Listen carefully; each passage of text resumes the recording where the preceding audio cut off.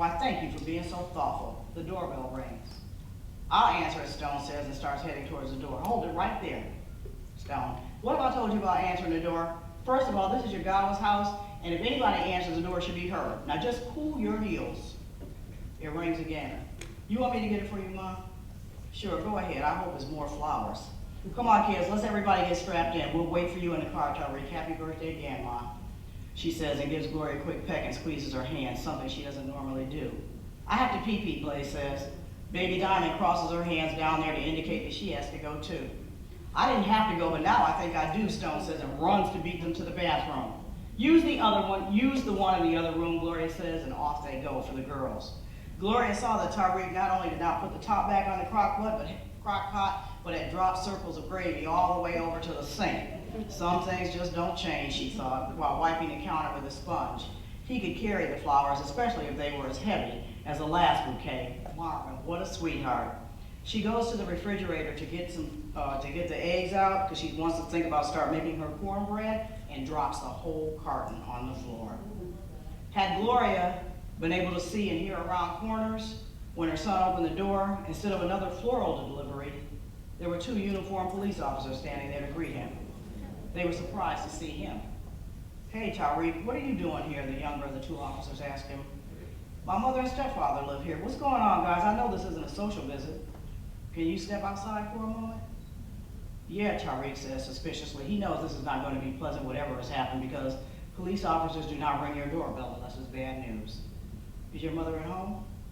She's in the kitchen. Anybody else here with you? My wife and kids. What happened? Look, you're an officer of the law, Tariq, and we're going to need your assistance in this. What's going on, guys? Your stepfather, Marvin King, was killed about an hour ago in a drive-by. What? Tariq asked, backing away from his colleagues as if the space would make more room for the truth. Tariq began to cry because he knew that this was the truth. We're really sorry, man, but right now, we need you to bring that law enforcement soul out of you. Do you hear me? Tariq wiped his tears and stood erect. He'd been through this before. He'd been drilled exactly how to deal with death without breaking down, without taking it personally, but this was the only father he had really known. I hear you, Tyree said. It's their anniversary, he sighed. Oh, wow, man, we're really sorry. This is gonna destroy my mother.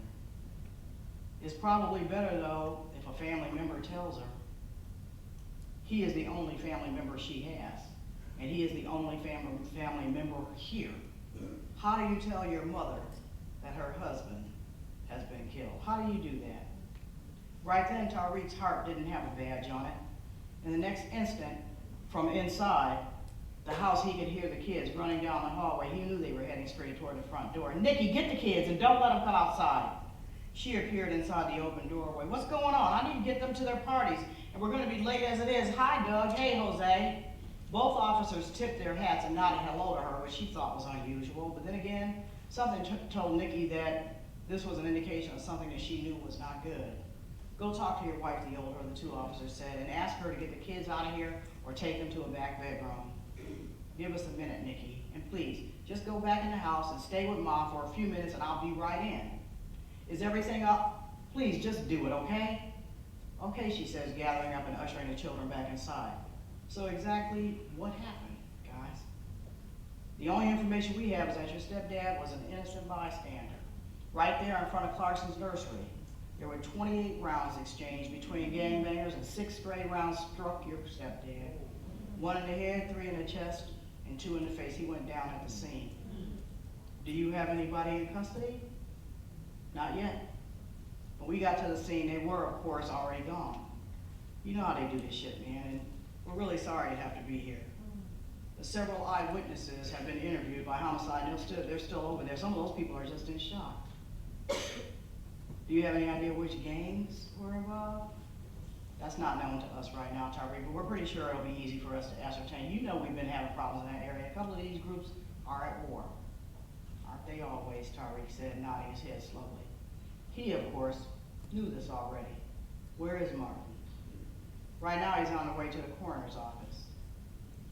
He's on his way to the coroner's office, he repeated. The younger officer wanted to reach out to squeeze his arm or something, but knew that this wouldn't help his blue brother, at least not right now. Plus, it wasn't in the code book. We'll just wait out here until after you tell her. Tyree, Gloria said. She was standing in the doorway now, eyeing the officer suspiciously. Is something wrong? Tyree tried hard to open his eyes as wide as possible, hoping the air would ventilate them and evaporate the moisture and redness. He wasn't sure if it worked. All he knew was that he needed to be strong right now. And as he turned to look at his mother, he could see the look of terror filling up her eyes. She already knew. Thank you.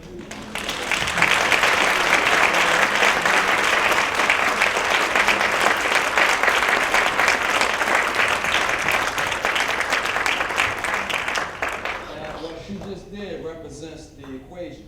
Obviously, she loves to read. That's number one. Okay. Number two, she's good at reading. That's an art form. That's number two. She has an art. Number three, Terry wants the support of her readership. That's what she got.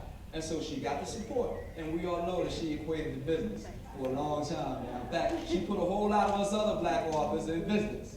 Okay, so that represents the equation, and we want to get right into it. You actually started readings like that in a New York writers organization in the 80s. And they were pretty much in love with it back in the 80s. That was almost 20 years ago. I don't know. No, they were not in love. No. No. Oh, well, we listen. We ready to hear. No. My first reading, 7 people came. Right. One was my agent, one was my editor, and I think a relative.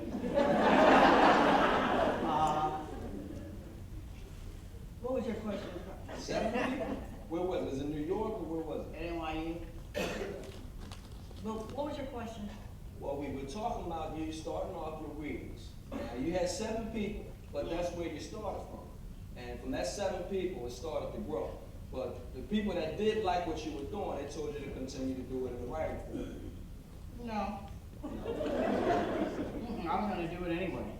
Okay, that's the love. That's the love. No, I mean, and the reason I read this, and the reason that I wrote this, is because one of the things that I'm dealing with is loss. Mm-hmm. Because most of the people that I know, most women at least, that are menopausal, pushing 50, children grown, out of the house, and in some cases they have to come back. A lot of women that I know are going through a lot. Menopause doesn't help. And I know a lot of very lonely and sad women who really feel that this isn't quite the hand they thought they were going to be dealt. And some of them have sort of flatlined or are just sad. And I am interested in how you can, what you have to do when you've experienced any kind of loss. I don't care if it's, you know, your husband being gay,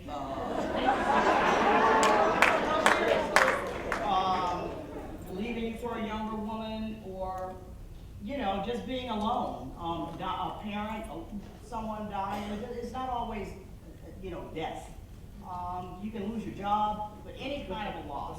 And it seems to me that it's prevalent right now because I just know a lot of women who are in their 50s, who have, some of them haven't had sex in years, and like the old lady on YouTube from Britain, who said she has never been kissed. She is 47 years old.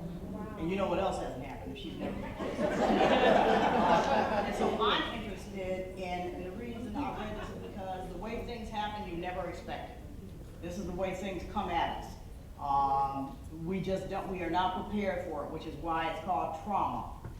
And it's something that can change your entire life, things that happen to you.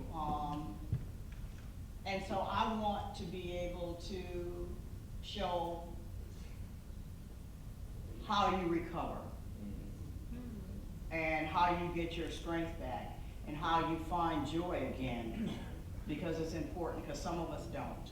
Sometimes this stuff devastates us.